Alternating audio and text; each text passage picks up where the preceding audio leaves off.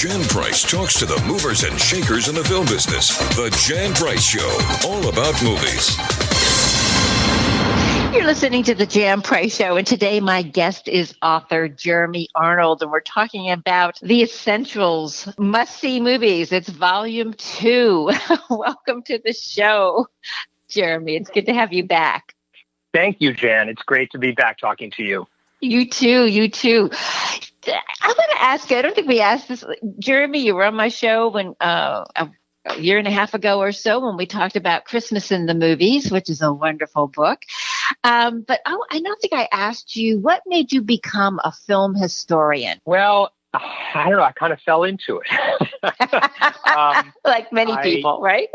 I mean, I grew up indoctrinated into a love of classic cinema, thanks to my dad mostly, and studied film in college at Wesleyan University. Made some short films and worked in the industry in different ways at production offices and on sets of films.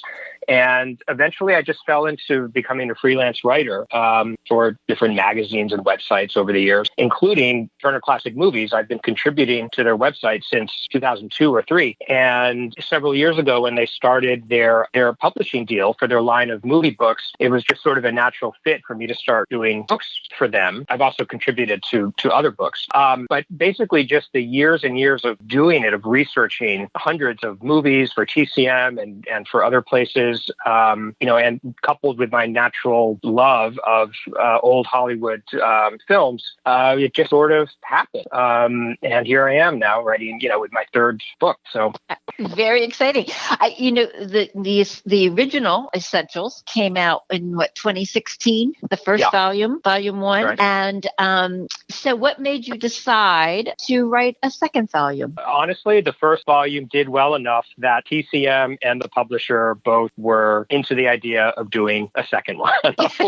I mean, that's, I wanted to do one from the time I finished the first one, but we just sort of had to wait and see. And, these books are, they're Turner Classic. I wrote them, but they're Turner Classic Movie official books. So obviously they have a lot of say, a lot of input into, how their brand is used. And especially these Essentials books, because the Essentials is a program that has been on Turner Classic Movies since 2001. And it's a big part of their branding. And it's a show, if you can call it that they're particularly proud of because it deals with so many of the all-time great classic movies. And they've had a lot of interesting celebrity hosts of the Essentials over the years, including Robert Osborne for 10 years and now Ben Mankiewicz with guest hosts. And so, I think they were rather protective of intellectual property, so to speak. So, the movies in the first book were a sampling of 52 of the roughly 300 movies that have been shown on the Essentials.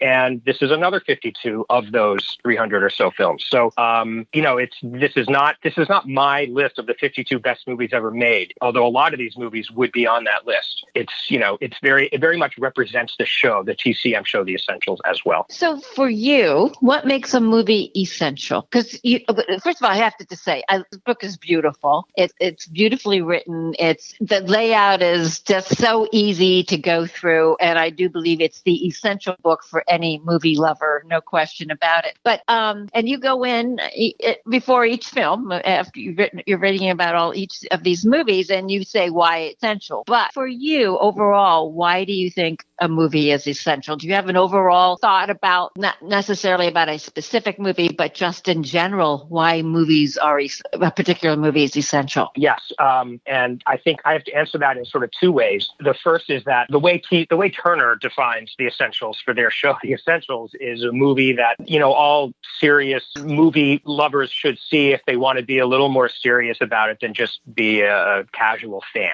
Everyone should see not just Casablanca, but, some really good examples of film noir and musicals and have a sort of well-rounded knowledge of the studio era. So, that it's important that that's how they've defined it. I would agree with that, but I think everyone also has their own personal list of essential films that have maybe as much to do with them as with the movies. But I would say that my definition is sort of a combination of the two, which would be a movie that not only stands the test of time and is still, watchable, but really had impact in some some way, in some form. Maybe like Citizen Kane, it really sort of woke people up to different innate types of storytelling and the structure of a film and where you can lead an audience forward and back in time.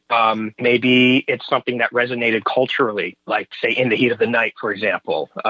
Maybe, Rashomon is another one that really opened up everyone's brains to new ways of approaching story. Or it could be Top Hat or Swing Time, simply because Astaire and Rogers are two of the most essential movie stars in Hollywood history. And yeah, of course, everyone should have some type of knowledge about what they were about and what made their movies so special and so unique and transcendent in a way. And, when I was doing this book, there are some movies that I do find transcendent, by which I mean when we're watching them, they sort of bring us to another place beyond just the story that's being told on the screen. And, maybe like Vertigo, it's the type of movie that when you watch it, you can't help start to think about your own life and maybe your own, maybe a love that got away or deep yearnings that we have. There's some movies that tap into these kind of private, very human emotions and experiences that we all go through at some point in our lives. And I think those we tend to cherish the most.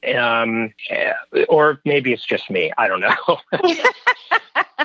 Well, it's interesting you said Vertigo, because I saw I was young, but it wasn't when it first came out, but I didn't see it originally in the movie theaters. I'm not that old, but Vertigo is one that when I did see it as a child, I think it played on television. That movie stuck with me. It always had. And interestingly enough, later in life, I developed vertigo. So it's interesting too. I had no idea about Vertigo. And I live in Carmel, California, and part of the movie was filmed here and not too far from here, where the tower is, and everything is not too far from here. So it has that kind of significance to me now as an adult, since it was filmed here. But I thought that's interesting that you just mentioned Vertigo. So why do you think that one is essential?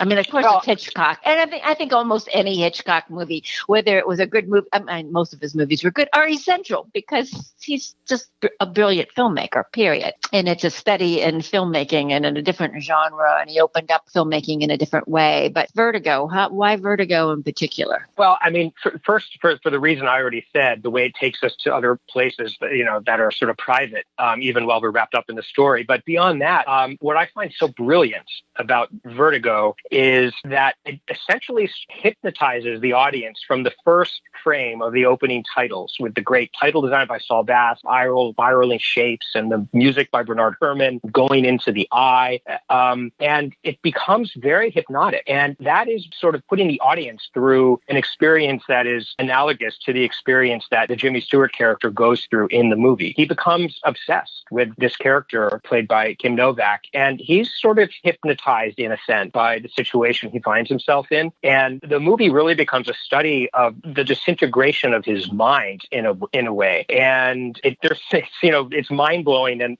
trippy because Hitchcock finds ways to use image and sound, color, to create the same kind of effect using filmic tools on the audience. And I don't mean to get too in the weeds or too academic about these things, but I really made an effort to introduce a little of that kind of visual analysis throughout the book, because I really wanted to give readers a sense, if they're not trained in film studies, for example, or haven't really thought about movies in that way, but to maybe inspire them to look at movies really as works of art that are the result of choices made by artists, in particular the director, but all the other artists on the crew as well and the cast, to really create emotional effects and reactions in the audience. Nothing is by chance in Vertigo. Everything is very carefully designed for very specific responses that we have. And, that's why it's a shared experience that we can talk about, because we've all experienced the same reactions at every moment in that film together, or at least 99%, I would say. And that never ceases to be miraculous to me that movies can do that. I agree.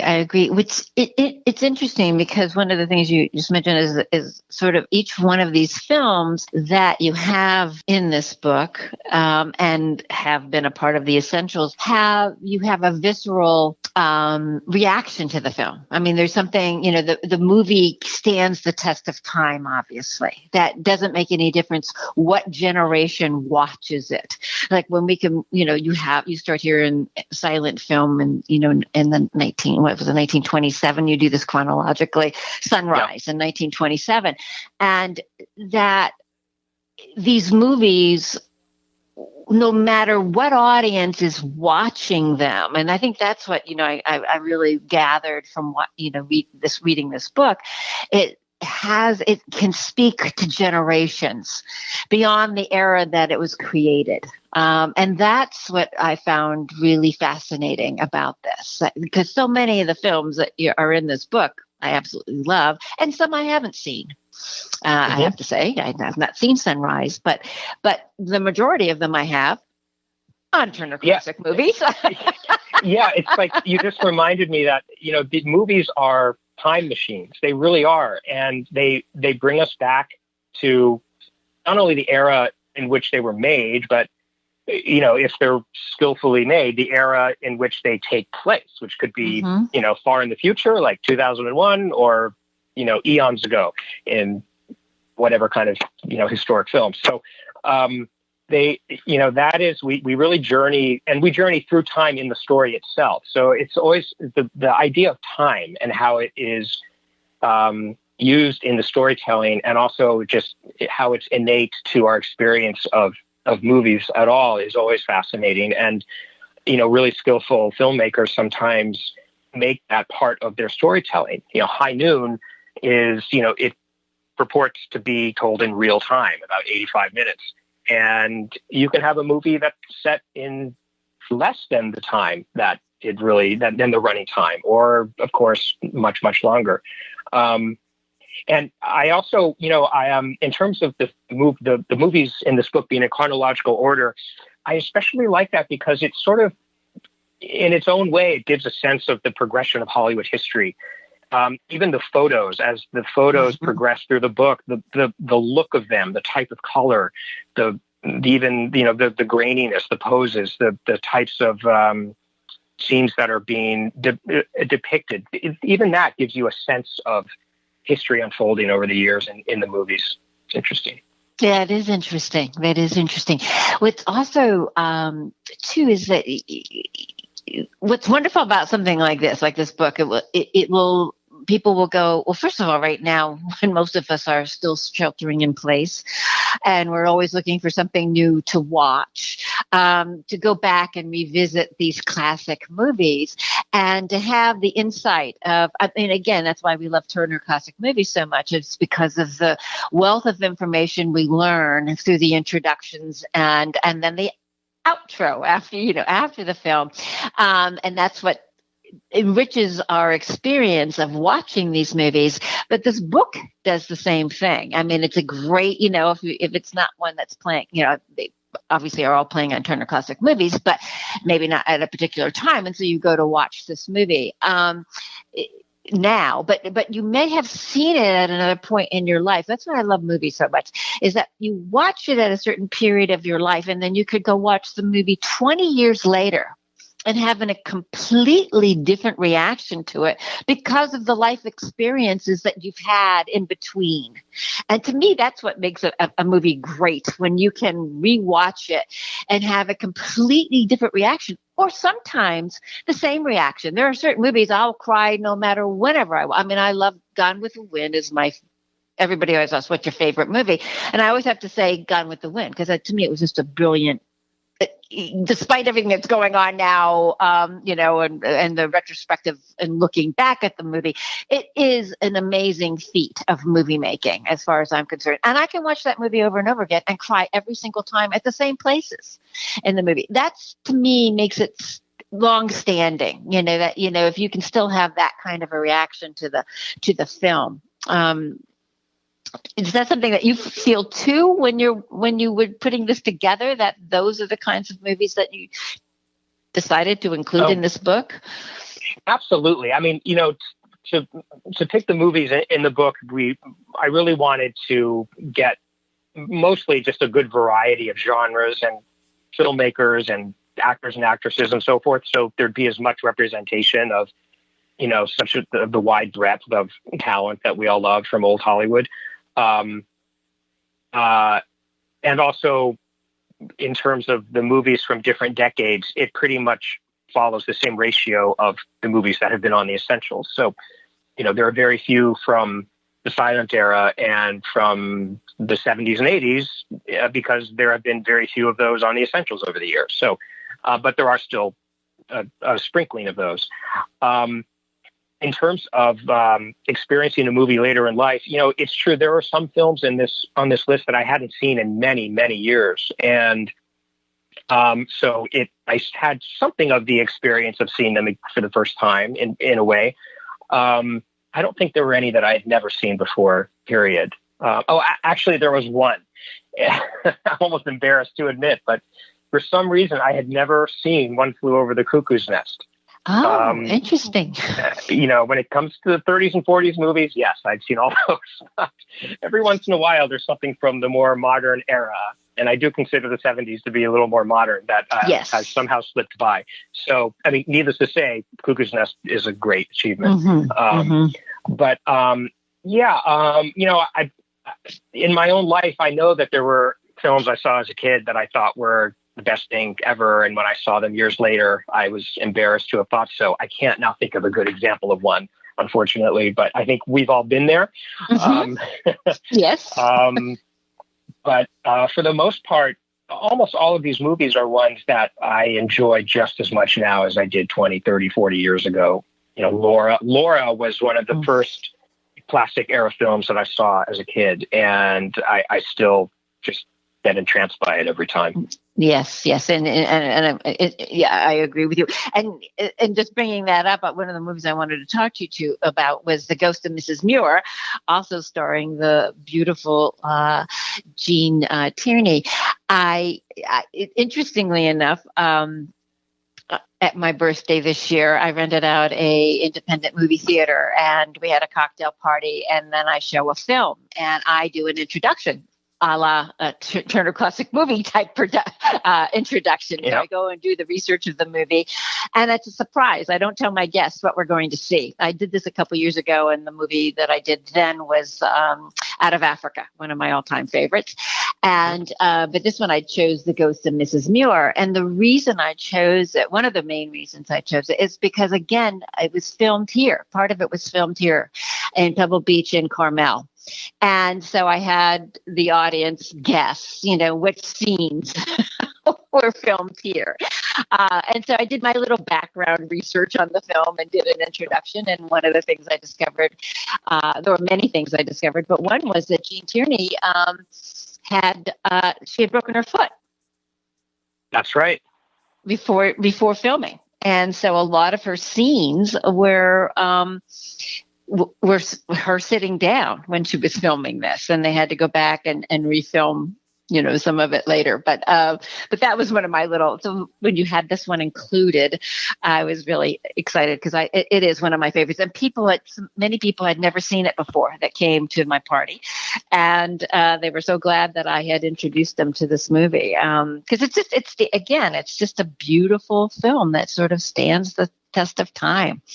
A beautiful love story. And the scene, that they talk about in the movie, which is talk about in the book that we all love, is when Rex Harrison's sort of saying goodbye to her. It's just a beautiful, beautiful movie. Well, yeah, Go ahead. To me, this is one of my favorites of all time too, and it's one that I put in the category of transcendent, one that really takes us away to our own private places while we're watching it, because it's a beautiful love story that never becomes saccharine or cloying, and there's a real honesty to it, and it's just so deeply felt without becoming too sugary. And it also, one reason I think it has that effect is that Jean Tierney, she's sort of a feminist. It has a real current of sort of female empowerment to it. All these men are trying to tell her what to do and what not to do. It's set in, around the year 1900, I believe. So it's that era. And she just does what she wants to do. She's like, nonsense. I'm going to buy a house. I'm going to live alone. I'm going to live alone with my daughter. She's a widow, and everyone thinks that she should act a certain way. And it keeps it feeling very modern, but it also, it sort of precludes any sort of stereotypical, woman living for feeling pressured by, like, going along with the societal expectation that she conduct her life in a certain way, including, having to have a man in her life and that being necessarily better than being alone. But if she wants to be independent and be alone, she does it. You just don't see that very often in movies of that era. I think that the next book should be about women, because many of the movies from the 30s and 40s portray these incredibly strong women, and I think that might be a good book to talk about women in the films and how they were strong back and during those eras, and then after the war, in the 50s, things shifted and changed. Everything. One other movie I really want to talk about that you included, I think it's the only documentary in here, and that's Harlan County, USA. I had the privilege of having Barbara Koppel on my show a few weeks ago talking about her latest documentary, Desert One. And it was interesting to read about what she went through, because it won the Oscar for Best Documentary. Because we only have like a minute or so left. Can you tell me a little bit about I know. We'll have to do another show, Jeremy. Okay. Definitely. We'll have to do another one. Barbara Koppel was, I think, 25 or 26, and she wasn't even going to do a documentary about these coal miners. It was actually about a political campaign, I think, in the same state. And then she heard about this strike and went to Harlan County and became fascinated by it and stayed there for a long time and turned out this amazing piece of cinema verite. No one expected that it would win an Oscar. So it really was thanks to her talent and her passion and drive that she got it made, and that it got the acclaim that it did. And the thing that I love about it is that these people did, not just the miners, but their wives in particular, they become such compelling characters. I mean, as compelling as any scripted film. And, in an era where, now that's not so uncommon in documentaries, but back then it was kind of.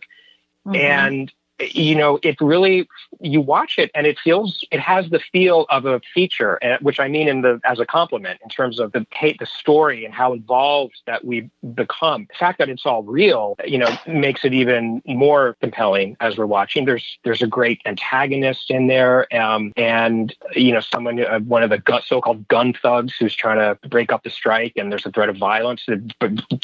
Barbara Koppel herself and her crew had to endure some violence at some moments. So she really took her life into her hands, but she did what she had to do to, steal shots where she had to in courtrooms and so forth. And the movie still plays like such a fresh work of art. It's really an impressive film. Yeah, in 1976 it came out, and the issues that they're talking about in this movie are still the issues we're talking about today. That's always what's amazing to me too. Yeah. When we look back, we can look at our history through movies and see that many things haven't changed. Oh, Jeremy, it's such a pleasure to have you on the show. I recommend everybody, if you have a movie lover that go get the Essentials Volume 2. The holidays are coming up. It's a great birthday present, anniversary gift. Just a great, great book. Beautiful. Jeremy, I'm going to have you back on the show because there's so much more to talk about, as always. Anytime, Jen. It's such a pleasure having you on the show. Thank you. You're welcome. You're welcome. You can listen to the show whenever, wherever. And by going to thejanpriceshow.com, where all my shows are archived. You can also listen on the iHeart Podcast Network, Spotify, Apple Podcasts, Google Play. And please go to The Jan Price Show on Facebook and like the show, and follow us on Instagram and Twitter at The Jan Price Show. Thank you for listening. Jan Price talks to the movers and shakers in the film business. The Jan Price Show, all about movies.